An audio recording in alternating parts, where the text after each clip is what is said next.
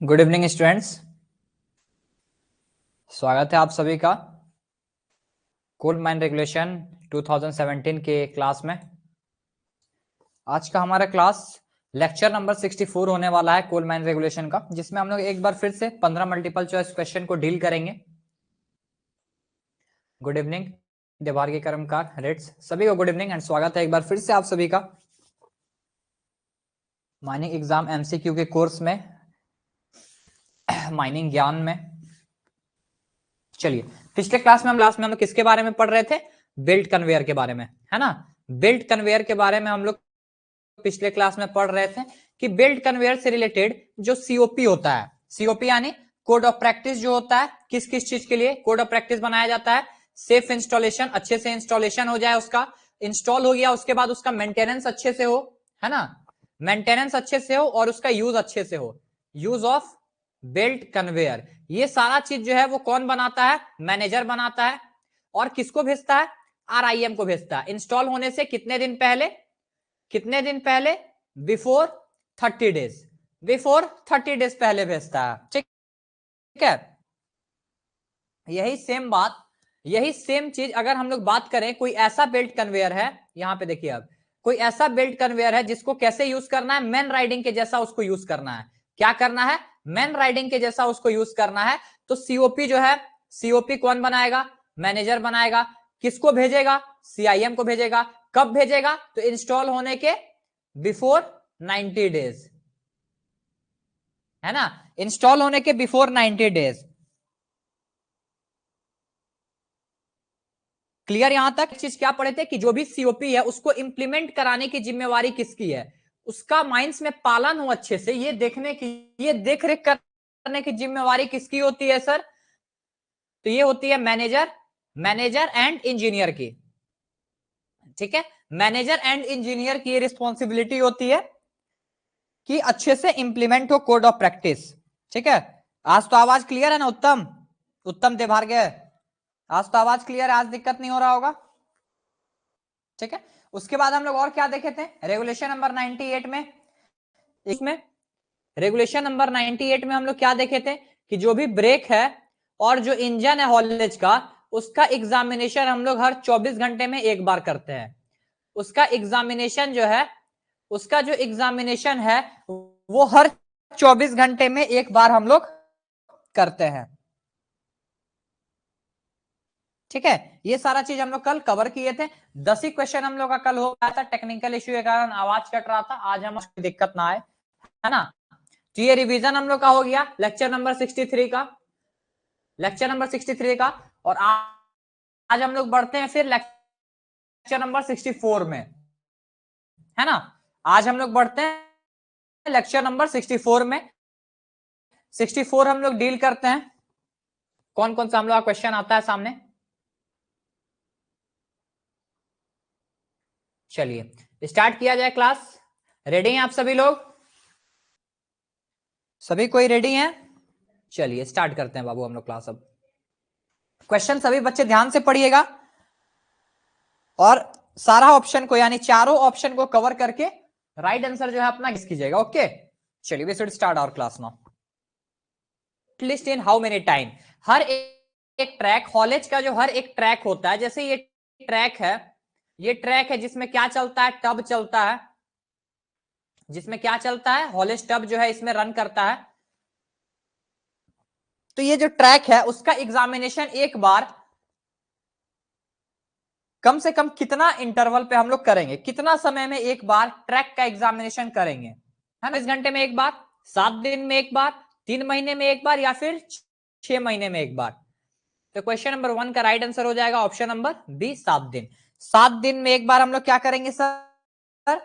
7 दिन में एक बार हर एक ट्रैक का हम लोग एग्जामिनेशन करेंगे। इसके पहले हम लोग 98 में क्या देखे थे? सब ब्रिका और जो भी एप्लियंसेस इन यूज है उसका एग्जामिनेशन करते हैं। ठीक है, क्वेश्चन नंबर 2 देखते हैं।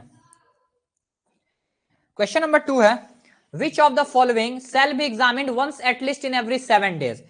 क्वेश्चन नंबर 2 पूछ रहा है इनमें से कौन सा चीज को हर एक 7 दिन में एग्जामिनेशन करना है? इनमें से किस चीज को एक बार कम से कम 7 दिन में एग्जामिनेशन करना है? ये आपका क्वेश्चन नंबर 2 है। नंबर ए, हर एक कॉलेज इंजन का एग्जामिनेशन, या फिर तीनों का, यानी कि ऑल ऑफ द अबव, तीनों का एग्जामिनेशन 7 दिन में एक बार किया जाना है। तो क्वेश्चन नंबर 2 का जो राइट आंसर हो जाएगा वो होगा option number C, every track where haulage is effected. हर एक ट्रैक जहां पे हॉलेज इफेक्ट है, मतलब जहां की हॉलेज चल रहा है, हॉलेज इन यूज है, उसका एग्जामिनेशन हम लोग 7 दिन में एक बार करेंगे। बाकी जो ये 2 ऑप्शन है, बाकी जो हॉलेज इंजन है उसका हम लोग 24 आवर में करते हैं, 1 से 24 आवर, है ना। और उसके बाद हर एक ब्रेक जो है, ब्रेक का भी एग्जामिनेशन 24 आवर वंस, एक बार 24 घंटे में हम लोग करते हैं। क्लियर? चलिए क्वेश्चन नंबर 3 देखते हैं। क्वेश्चन नंबर 3 सभी बच्चे ध्यान से देखिएगा। क्वेश्चन नंबर 3 है, report of average examination under regulation 98 shall be recorded in a bound page book and signed and dated by. Question number 3 क्या है कि हर एक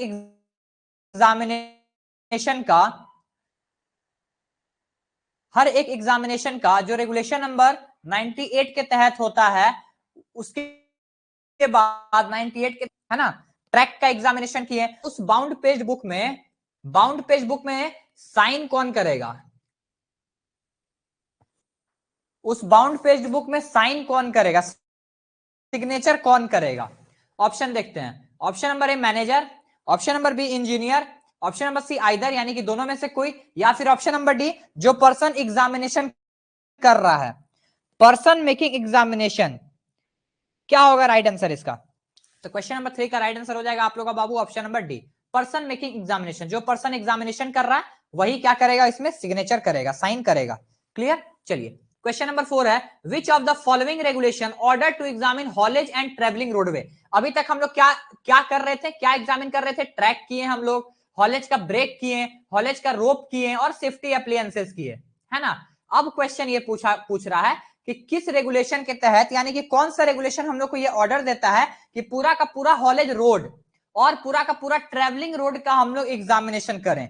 किस रेगुलेशन के तहत ये दोनों काम होता है?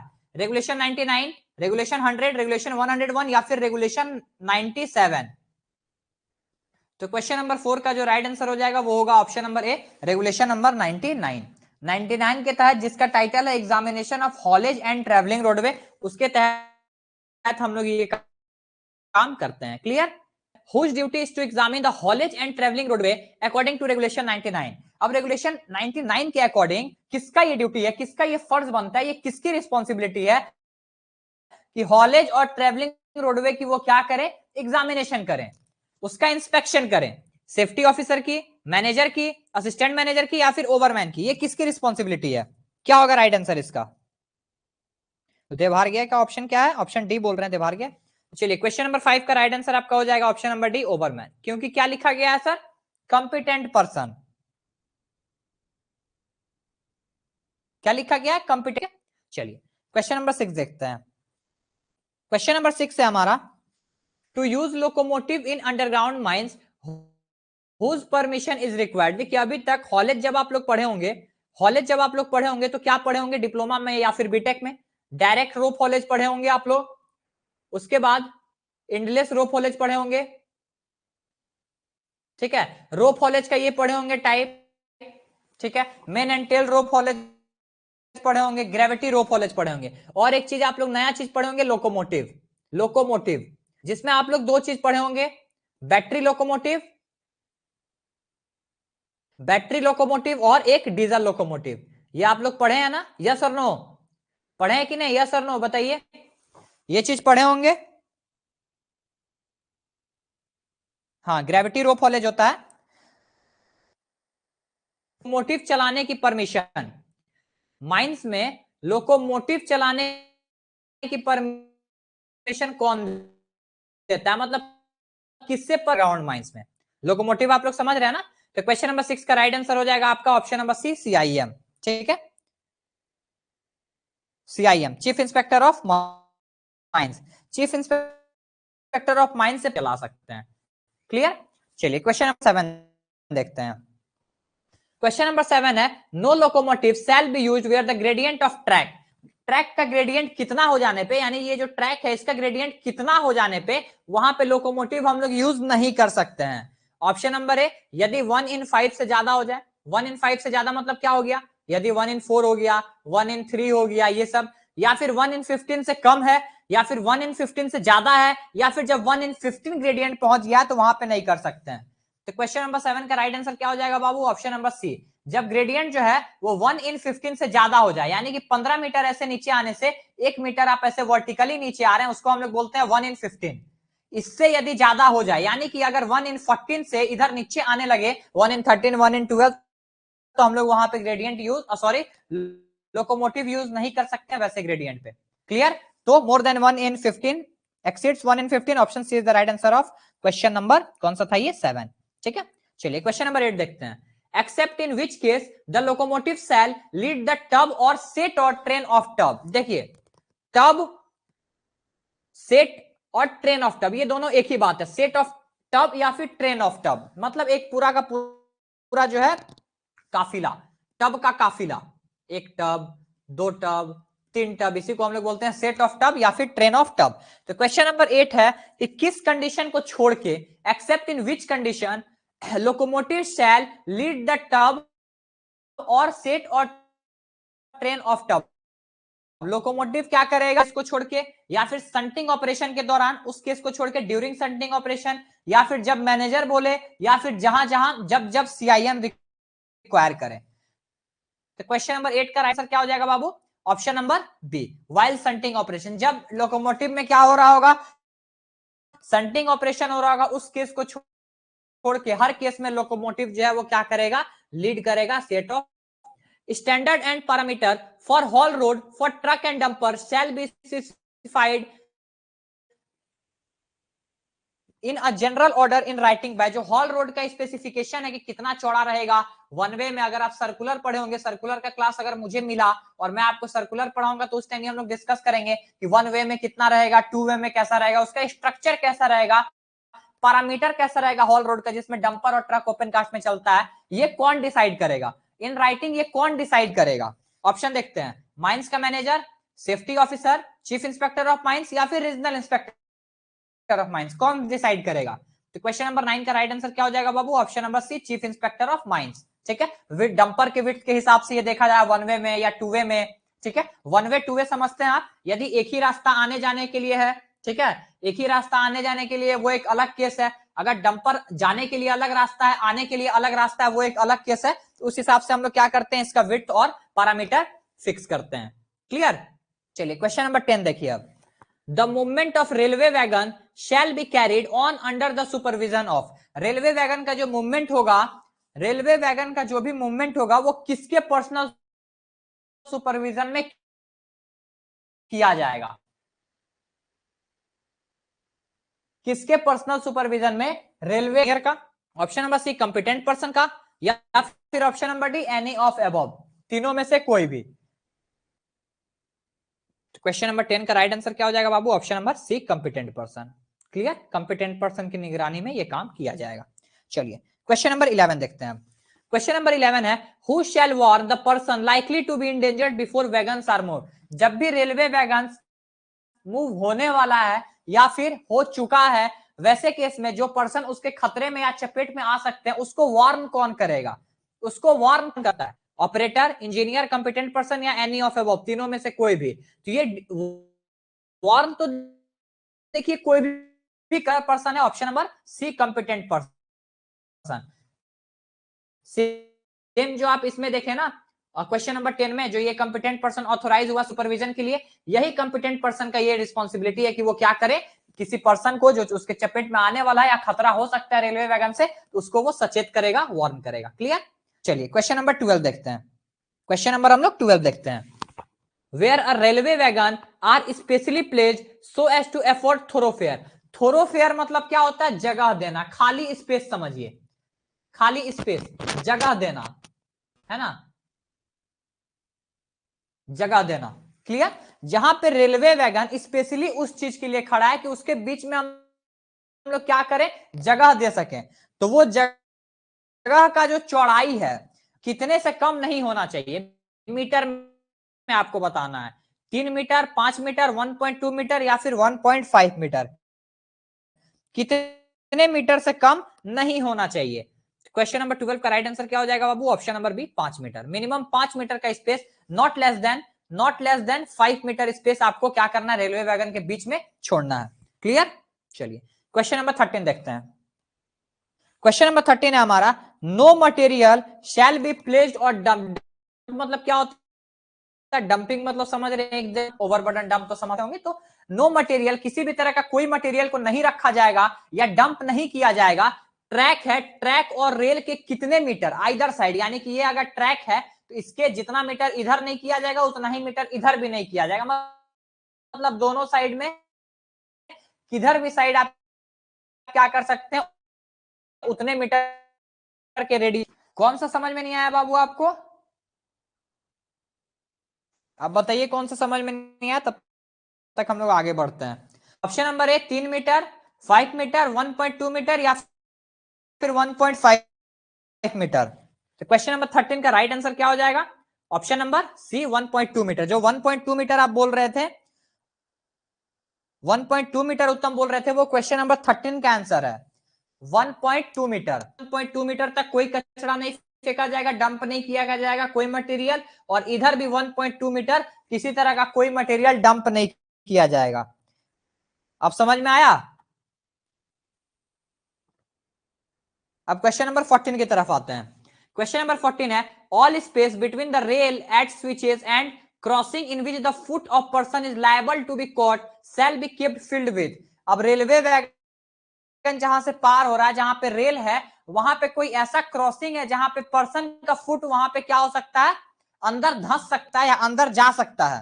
हाँ ठीक है उत्तम, हम देख लिए आपका मैसेज, समझा दे रहे हैं 12 नंबर फिर से। 12 नंबर फिर से समझा दे रहे हैं हम। पहले 15 क्वेश्चन कंप्लीट कर देते हैं, फिर 12 आपको समझा देंगे। तो वैसे प्लेस में जहां पे किसी एक पर्सन का फुट जो है वो नीचे जा सकता है धंस से, तार मतलब समझते हैं अलकतरा समझिए। ऑप्शन नंबर सी असफाल्ट से, वुडन ब्लॉक से या फिर ऑल, किसी से भी, चारों में से किसी से भी। क्वेश्चन नंबर 14 का राइट आंसर क्या हो जाएगा बाबू? Option number E all. Clear? चलिए क्वेश्चन नंबर 15 आज का लास्ट क्वेश्चन देखते हैं हम लोग। क्वेश्चन नंबर 15 है, जहां पे बिल्डिंग है ऑक्युपाइड बिल्डिंग। ऑक्युपाइड बिल्डिंग मतलब ऐसा बिल्डिंग जिसमें लाइन के कितने मीटर के अंदर वो बिल्डिंग रहेगा, तो वहां पे हम लोग एक सब्सटेंशियल फेंसिंग लगा के रखेंगे। जैसे ये आपका ट्रैक है, ये ट्रैक है, इसके कितने मीटर के अंदर यदि यहाँ पे कोई बिल्डिंग है तो यहाँ पे हम लोग क्या लगा के रखेंगे? फेंसिंग लगा के रखेंगे। Option number A 45 metre, 15 metre, 20 metre, 25 metre, कितना मीटर? तो क्वेश्चन नंबर 15 का राइट आंसर क्या हो जाएगा बाबू? Option number B 15 metre. ठीक है, क्या हो जाएगा? 15 मीटर। मतलब रेलवे ट्रैक के या फिर ट्रैम लाइन जो है वहां पे किसी तरह का अगर बिल्डिंग मतलब क्या होता है? जहां पे पर्सन कोई रह रहा है, कोई इंसान रह रहा है, तो वैसे केस में हम लोग क्या करेंगे? वैसे केस में हम लोग क्या करेंगे बाबू? वहां पे 15 मीटर, अगर under 15 metre within 50 metre ये बिल्डिंग है, तो यहाँ पे हम लोग क्या करेंगे? एक फेंसिंग लगा के रखेंगे ताकि इधर का आदमी जो है वो ट्रैक या फिर उसमें ना जा सके। क्लियर? चलिए अब आपको कौन सा समझ में नहीं आया बाबू? देखिए इसको, 12 है कि जहां पे रेलवे वैगन, एक रेलवे वैगन खड़ा है और उस रेलवे वैगन के पार जाने के लिए, उस रेलवे वैगन के पार जाने के लिए एक स्पेस है कि वहां से क्या करे? पर्सन आर पार जा सके। ठीक है, तो उस स्पेस का विड्थ पूछा जा रहा है। उस स्पेस का थोरोफेयर मतलब समझिए एक रूट, एक जगह, उस रूट का क्या पूछा जा रहा है? विड्थ पूछा जा रहा है आपसे कि उस रूट का विड्थ कितना होगा, है ना? ये आपको बताना है। तो ऑप्शन मैंने इसका दिया था 3 मीटर, 5 मीटर, 1.2 मीटर, है ना, और 1.5 मीटर। इसका जो एक रेलवे वैगन जहां पे खड़ा और वहां पे आपको एक जगह भी देना है ताकि पर्सन, पार्क समझते हैं आप, नॉर्मल पार्कवे है ना, उस केस में जो वो जगह है जहां से पर्सन आना जाना कर सके रेलवे वैगन के आसपास से, उस जगह का जो विड्थ है वो 5 मीटर से कम नहीं होना चाहिए। 5 मीटर चौड़ाई से कम नहीं होना चाहिए। समझ में आया उत्तम, या अभी भी दिक्कत है? मिनिमम उसका विड्थ 5 मीटर होना चाहिए। क्लियर? क्लियर हो गया। चलिए ठीक है, ठीक है बाबू, मिलते हैं हम लोग नेक्स्ट क्लास में। टाइम हो चुका है, जस्ट 2 मिनट बाद हम लोग फिर से मिलेंगे माइंस रेस्क्यू रूल 1985 का लेक्चर नंबर 11 के साथ। ठीक है, चलिए, thank you everyone for joining with us.